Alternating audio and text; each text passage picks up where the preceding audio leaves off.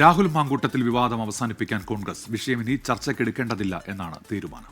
കൂടുതൽ പരാതികൾ വരുന്നെങ്കിൽ മാത്രം രാഷ്ട്രീയമായി നേരിടണമെന്നും നേതൃതലത്തിൽ ധാരണയായിട്ടുണ്ട്.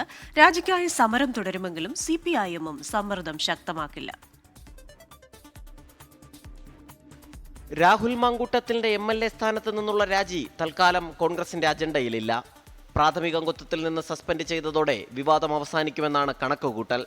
CPIM-ന്റെയും BJP-യുടെയും സമരങ്ങളും കൂടുതൽ ദിവസം തുടരില്ല എന്ന് നേതൃത്വം കരുതുന്നു. അതുമായി ബന്ധപ്പെട്ട പ്രതികരണങ്ങളിലും മിതത്വം പാലിക്കാനാണ് നീക്കം. കൂടുതൽ പരാതികൾ വരുന്നെങ്കിൽ നേതൃത്വം പരിശോധിക്കും. പാർട്ടിതല അന്വേഷണം ഉണ്ടാവില്ല. നിയമസഭാ സമ്മേളനത്തിൽ പങ്കെടുക്കേണ്ടതില്ലെന്ന് കോൺഗ്രസ് നിർദ്ദേശിക്കും. പ്രാഥമിക അംഗത്വത്തിൽ നിന്ന് സസ്പെൻഡ് ചെയ്ത സാഹചര്യത്തിൽ രാഹുൽ മാങ്കൂട്ടത്തിന് വിഷയത്തിൽ ഒറ്റയ്ക്ക് തീരുമാനമെടുക്കാം.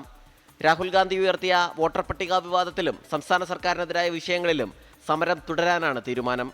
യൂത്ത് കോൺഗ്രസ് തൃശൂരിലേക്ക് നേരത്തെ നിശ്ചയിച്ച ലോങ് മാർച്ച് വൈകാതെ സംഘടിപ്പിക്കും.